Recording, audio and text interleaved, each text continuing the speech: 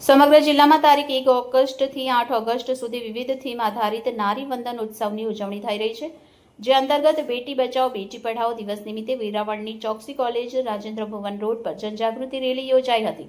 Collector Jitendrasinh વાઘેલાના માર્ગદર્શન હેઠળ યોજાયેલ આ રેલીમાં વિદ્યાર્થીનીઓ દ્વારા બેટી બચાવો બેટી પઢાઓના સ્લોગન ટી-શર્ટ પહેરી જાગૃતિનો સ્તુત્ય પ્રયાસ કરાયો હતો। શહેરના રાજેન્દ્ર ભુવન રોડ પર નીકળેલી આ રેલીમાં બેટી બચાવો બેટી પઢાઓ દીકરી દીકરો એક સમાન, સ્ત્રી ભ્રૂણ હત્યા અટકાવો, ગર્ભ પરીક્ષણ કરાવવું તે કાયદાકીય ગુનો છે જેવી વિવિધ બાબતોને વણી લઈ કાઢવામાં આવેલ આ રેલી જનજાગૃતિનું માધ્યમ બની હતી।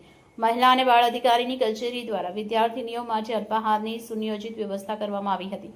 સમગ્ર આયોજનમાં જિલ્લા પંચાયત પીસી એન્ડ પીએનડીટી સેલના નોડલ ઓફિસર ડોક્ટર ડી.કે. ગોસ્વામી અને આસિસ્ટન્ટ પ્રોફેસર યોગેશ કિંડરખેડિયા દ્વારા ભારે જહેમત ઉઠાવવામાં આવી હતી। આ રેલીમાં મુખ્ય જિલ્લા આરોગ્ય અધિકારી ડોક્ટર અરુણ રોય, મહિલા અને બાળ અધિકારી એમજી વારસુર, દહેજ પ્રતિબંધક અધિકારી સંરક્ષણ અધિકારી Sonalben Rathod, taluka health officer Veraval doctor Avdhesh Chaudhary તેમજ ચોકસી કોલેજની વિદ્યાર્થીનીઓ તેમજ શિક્ષકો ઉપસ્થિત રહ્યા હતા।